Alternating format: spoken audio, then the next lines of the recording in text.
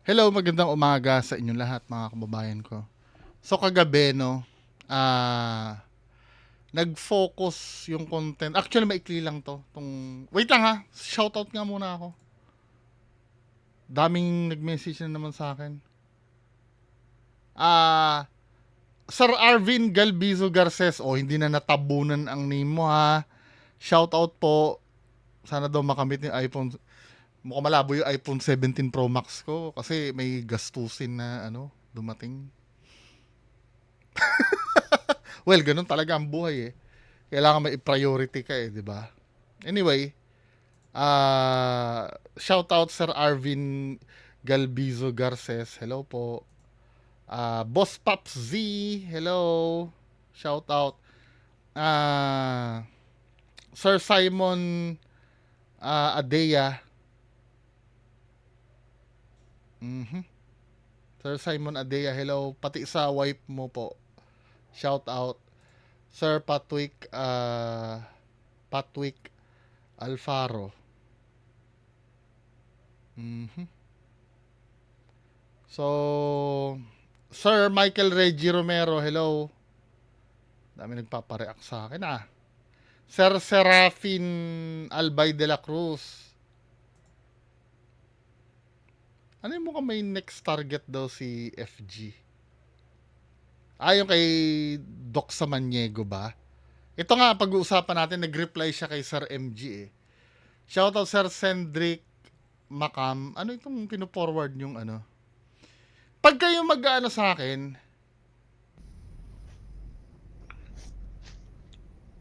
Hello. ano naman to lover boy na to? Pag halimbawa magme-message kayo sa akin pagka nag-message kayo, direct to the point kasi marami po kayo eh. May mga magme-message sa akin, "Sir." Diretso agad tanong or pwede pong magtanong. Diretsuhin mo ng tanong. Huwag mo na po yung mga intro para mabilisan kasi pag nakikita kong ganun, hindi ko na nire-replyan eh. 'Di ba? I'm so sorry po kasi ang dami nyo talaga sa sa ano. Anyway, yun lang muna na masya-shoutout ko, no. So, kagabi, nag-content si Sir MG regarding kay Sir Docron. Inexplain niya naman, wala namang pamimersonal sa pagkakaalam ko doon sa doon sa post. Na-explain naman ni Sir MG yung punto, yung mga pinuna niya, 'di ba? Yung mga sablay na assumptions ni Sir Doc Samaniego na nasagot naman ni Sir MG. Naikli lang tong video na to ha. So ngayon, naglabas siya ng video. I think sasagutin niya 'yan. So play natin, no. Oy, oy, oy, oy. Inom tayo mga chong. Harap. Alam mo yung chill-chill lang inom ko. Hindi man ako manginginom talaga. So, Napainom ka na content. ito mga gabing after ng clinic. Chill-chill muna ako.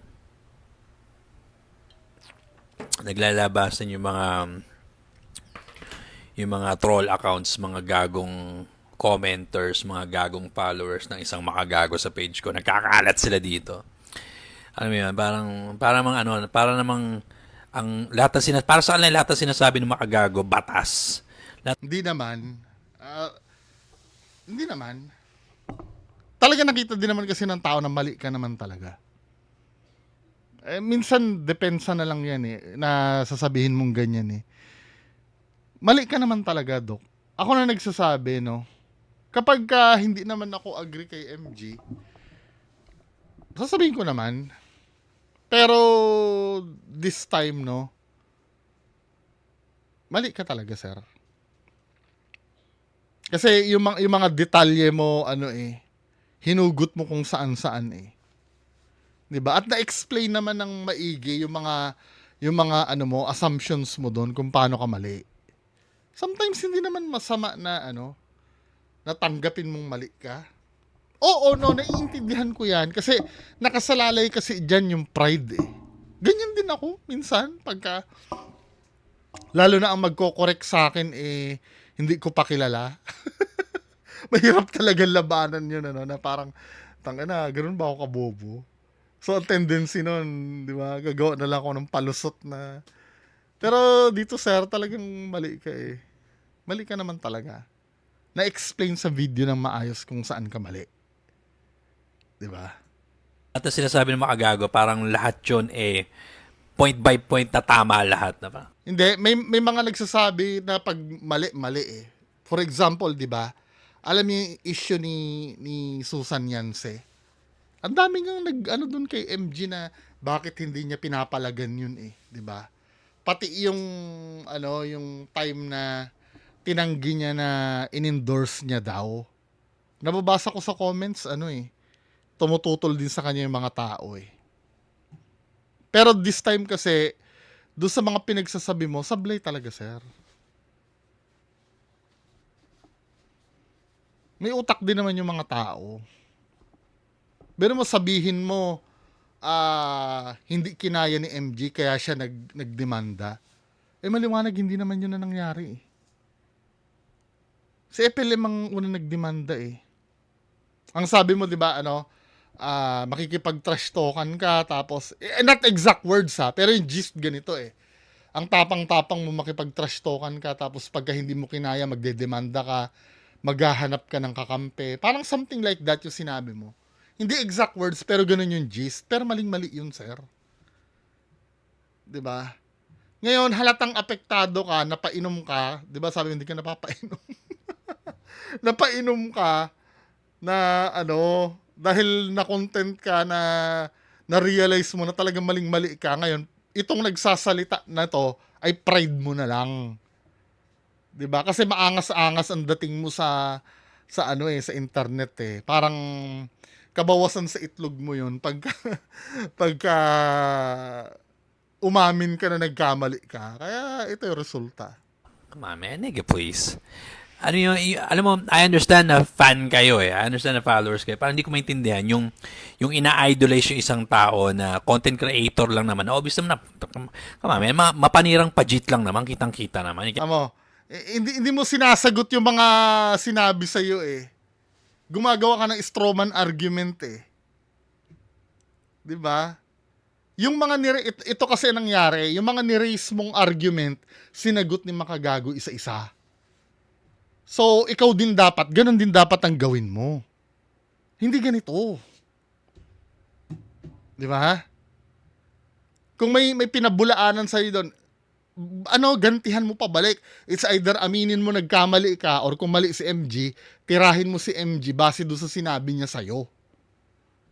Hindi yung mag-i-strawman ka ng ganito. O pepersonalin mo yung tao. Yang makagago pa nga na kasi nanggagago siya. Di ba? Wala, Kung saan siya kikita manggagago siya. Diba? Meron pa siya pang rise and fall of makagago. Same shit. Hindi siya nag-rise and fall. Strawman, sagutin mo yung mga sinabi sa'yo. Low lang siya. Walang rise and fall. Naglelo siya kasi humina yung business niya. So naglelo siya sa panggagago. Ngayon bumabalik na naman sa panggagago. Napunta sa panggagago, wala, di ba? Nadibang ka kasi min eh. Kasi ang balita ko, kumita siya sa Netflix. Magkano may sabi sa akin ni 20 million ba? 30 million yata kinita niyo doon sa Netflix para doon kay Norman Mangusin. Netflix para kay Norman? Hindi ko narinig yun ah. Meron bang ganon? Baka mamaya hinugot mo na naman kung saan-saan yan. To be honest, sometimes nakakausap ko yung mga nandun sa loob. Parang wala naman narinig. Alam ko may plano. Si MG gumawa ng documentary regarding dyan. Siya mismo. Doon sa Netflix, wala ako idea. No? Tanungin ko nga kung may ganon. Yung ginagawa niyang content na tinatawag na research ng mga gagong followers ni mga gago. Research daw yun. Tapos ngayon ako naman daw nire-research na kesyo nakulong daw ako, kesa manghihilot lang daw ako. Alam mo, lahat ng paninira, lahat ng ad hominem ginagawa, di ba? Inumuna akong content. Lahat ng ad hominem, yan yung ginagawa mo eh.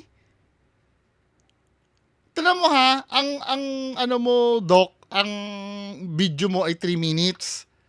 Magkakalahati ka na, wala ka pang sinasagot na na rebat doon sa lahat ng sinabi doon sa video tungkol sa'yo.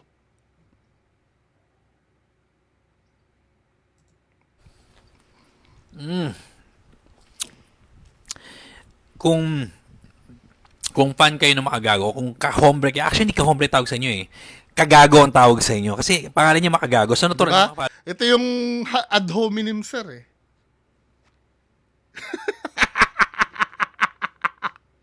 Ito yung ad hominem. Binibintang mo pa sa iba, ha? followers niya mga gago, di ba? Dapat ang pangalan sa inyo yung mga gago. Okay? Yung mga gagong followers. At paniwala kayo kasi malamang triple B motherfuckers kayo. Ano ba yung triple B? Mga bobo. Mga bobo kayo. Hanggang dyan lang ang research nyo. Nag-research kayo pero hanggang dyan lang abot ang utak nyo. Mga bobo kayo. Pangalawa, mga bayaran kayo. Malamang nabayaran kayo para ikalat yung misinformation. Bayaran na bayaran kayo. Haltang-halta naman. Pangatlo, mga bantutin kayo. Tingnan yung mga pangalan, yung mga dump account, yung mga troll account, yung mga pambantutin eh. Yung mga Wala, no? Di ba? Asan yung, tas yung mga supporter pa ni MG yung, nag-ad hominem. Come on, man. approach nyo pang bantutin. Kung tingin nyo may bitaw na kayo niya kasi kinukuyog nyo, well, marami siyang followers, gusto nyo akong kuyog, well, whatever, man. Hindi mo mananalo padating sa followers kasi mas marami siyang followers, mas kilala siya, di ba? Pero ang tanong, totoo ba mga sinasabi niya? Man, nigga, please. Trabaho niya manggagago, so manggagago siya, manggagago hanggat kikita siya. Kayo mga followers niya, mga troll accounts, just go. Yung gusto nyo siraan, go fuck away, motherfuckers. Gusto nyo siraan, go fuck off, motherfuckers. Ganyan pa lang kaya nyo. Yan ang bitaw ninyo. Hindi kita tagos kung yan ang bitaw nyo. No, tumagos. Kasi napapainom ka ngayon eh. At nakomentan mo eh. Tumagos. Di ba? Huwag na i-deny, sir. Tagay muna. Ay, nako.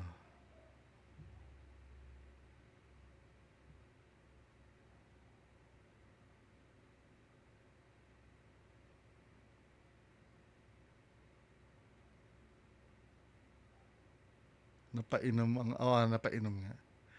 Well, ganun talaga eh, no? Pakita naman natin dito na defeated siya. Kasi hindi naman siguro ako bias kung sasabihin ko. Malamang nandun na yung pagiging bias kasi isang side kami ni MG eh.